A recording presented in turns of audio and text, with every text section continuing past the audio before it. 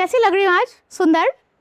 You know, we have ever so often these moments of absolute self-doubt, and we're constantly worried and we're constantly wondering, oh my God, am I looking good? Oh my God, is this too like this or is my hair like that? I'm going to introduce you to somebody who is really, really comfortable in their skin, somebody who pushes your perspective and your thought process. Be open and listen.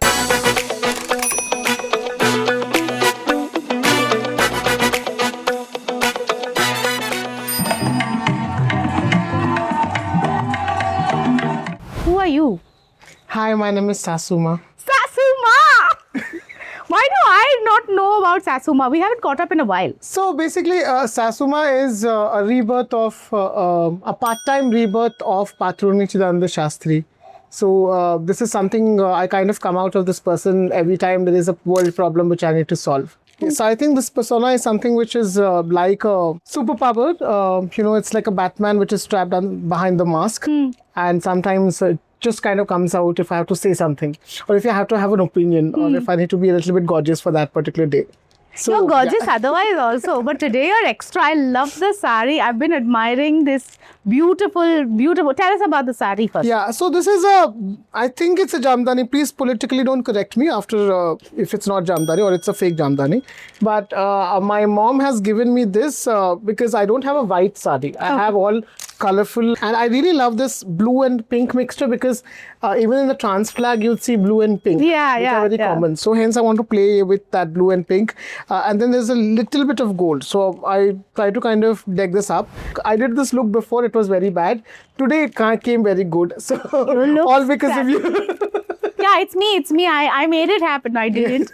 But you look stunning today. Thank you. And thank you for gracing us with all this gorgeousness. Yeah, no, I was waiting when you are calling me once you started the podcast. Okay, how did the name come about? Tell me the conceptualization, the origin story. So my first drag name was Mohini Devi. Yeah. And then I realized that it's not coming from a, very well thought, pun intended, because drag name should always have something fun. So I thought mine is very boring. So hence I started, associating myself with my last name, which is, Sastry. And this is one of the first three. And this is Sas. Sas means suffocated art specimen. I was obsessed with Sasuma, and once I have a Sasuma in my life. So I was obsessed with the idea of, how commanding or how demanding Sas are in real time. And I realized my queer community is not having that wonderful essence of Sasuma because they don't get Sas, or they don't have, marriage is not something which is as equal for queer people or queer couples. And the kind of trouble which my Sas puts in to me is something which I want to bestow it to the queer community as well. So I became Sasuma for my queer community so that I can trouble them, I can bully them, and I can kind of, lead them in a right path and try to groom them in a way that they can do something which is better for the society. So the name is Sas, who is the Sas, and then Ma, because every Sas is a Ma. Okay, now that you have brought up Sas Who Ma, how is life with her? It's good. I think it's been tremendous. I started in 2019 and it's been around 7 years of drag. Every time I kind of go dress up like this, a new thing kind of comes and emerges. Yeah. So I'm super happy about that fact that, I'm able to bring a new light to myself as well as to this character. I have seen a lot happen for the past 7 years. Like one of the best thing was I went to a reality show, though I was kicked off in the first episode itself. But, and then I was... But hey, that's a big deal. Yeah, the big deal. And then I did a docu-series produced by Zoya Akhtar and Rima Kakti. Also need to credit you because it all started from the first interview which we have done. Yes! So, from there the trajectory kind of, Have you ever used your Sas Who Ma persona for activism? I think drag has always is also a magnet. So if somebody is doing drag in a public space, all of them will kind of come together and they'll see, what exactly is happening. So I've used that magnetism for a lot of work. Like I was collaborating with the Telangana State's AIDS Control Department to actively promote and engage youth and people around in, suburban areas. I went ahead and I said, I will be doing drag. people will kind of come and then I'll talk about HIV prevention. Drag is also a protest in itself because somewhere or the other way, this is an art form which is driven from the queer and marginalized people. So I try to bring in conceptual performances to clubs as well as places where I perform, talking about the transgender act which has happened or the same-sex marriage. So I try to bring these stories and try to present it so that people get agitated and then they go ahead and, fight for the change. It must be actually so freeing to have the love and support of family also, right? Because I know that your family is incredibly supportive. Would you like to share a little about that? I'm performing for the very first time in front of my daddy. Give a round of applause. I could have not done what I have been doing if my family is not in. I think it's a heavy privilege which I kind of get because of my partner, my parents, my sibling. And I think when I started doing dance was something which was supported by my father. Yeah. But when I tried to shift it to drag, they were a little skeptical what I was doing. My father was constantly seeing some videos of me performing in drag. I didn't want to hide or, Correct. put things behind the curtain. I was always, up and out. So my father said, can we kind of, tell me what exactly, why are you doing it? Because people are asking and all that stuff. And what is the little one's reaction? So my kids' playground is two things. Apart from the ones which we buy expensive toys for them, they don't want to play with them. Every child doesn't want to play with the toys. They want to play with things which are... kitchen appliances. My baby plays with my wigs. How my makeup. I have to safeguard my, wigs and other properties. But they are very friendly, and I think they are aware about this character, and they come with me to my. My events and all as well. Sometimes if I'm not controlling, if the mother is not controlling the kid, they occupy my stage. How nice. Take the spotlight and put me out of job. So, but that happens with me also. The last time I was on stage, my daughter kept climbing on the stage and then she's telling me, you go from here. I was like, thanks, okay. My understanding of drag was also very William Shakespeare writing in his play notes, dressed as a girl. It's very Western connotations to it. But just a little while ago, you had some very beautiful Indian regional Behrupiya and Andhra native. Are there a lot of Indian references of drag also? Yes. So I think, this was something which I really wanted to kind of do once I started doing drag, because we tend to, there's a societal construct which we create that, anything which is Western is not safe for the country or for the people in the society, because it seems to be alien. So anything which even if you use a language which is drag, it's an English word, it seems to be something like a Western import or an alien thing, and people don't usually want to subscribe to such kind of a work. Correct. Which is an Indian mindset. Now coming back, when I started doing drag, one thing I know for a fact is because I studied dance, I got a diploma in dance. And as a part of that, I know for a fact that dressing up, or how you dress up, how you create a character, is a part of the very old scripture called as Natya Shastra. Yeah. So drag has been first, the concept of drag has been noted in Natya Shastra.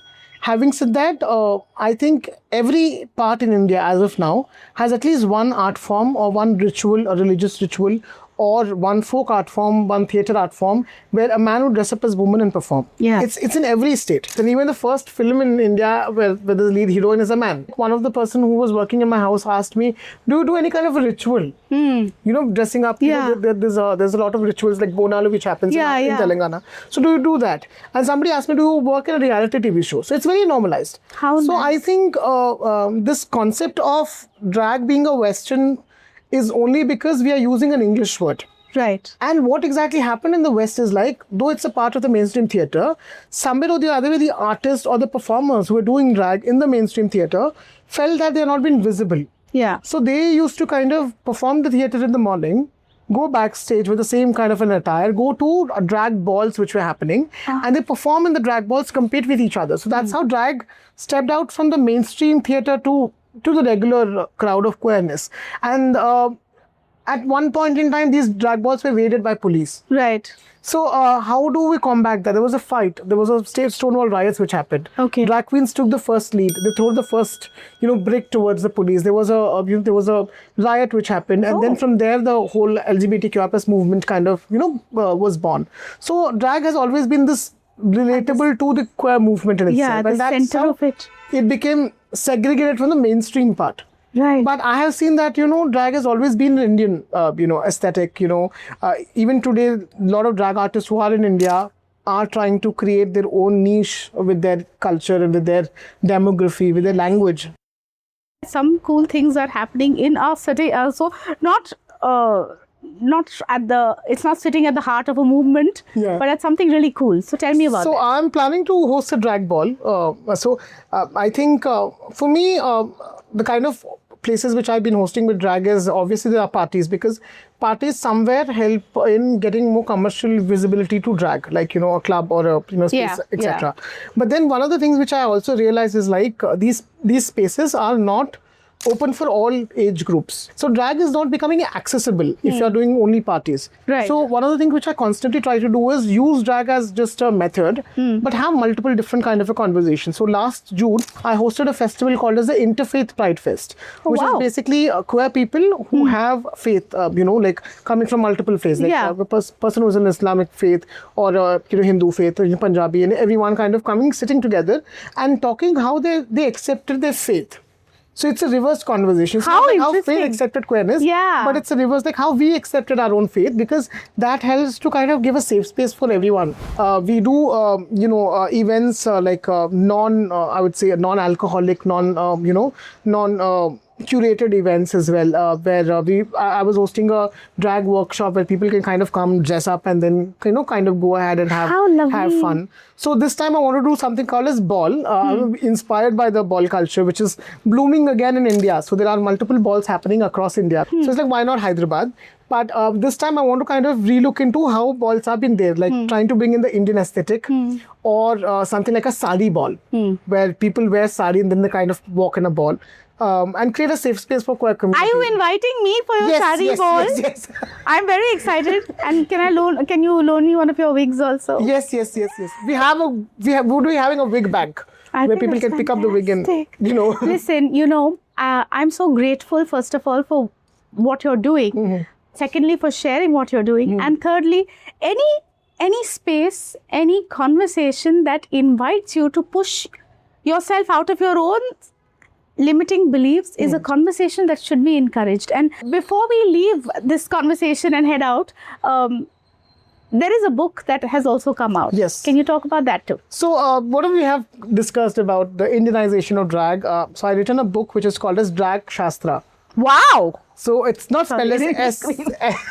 I didn't mean to scream so loudly. I got so excited. So Drag Shastra is the encompass of, all the Indian aesthetic, like relooking into Natya Shastra with the idea of drag, which can help anybody who's a drag practitioner or queer rights activist or, researchers about, queer movement. Sasuma, I have been truly enriched with this beautiful conversation, and I can't wait to see you perform on stage again. To see you dance is itself so joyful. I can't wait to see that. Are we not dancing now? I was hoping that we could avoid it. Incidentally, the last time I had a chat with Patruni, and somebody who has 2 left feet, but they got me to dance, which is a huge, huge deal. So we can try it now. Okay, kunchum kunchum.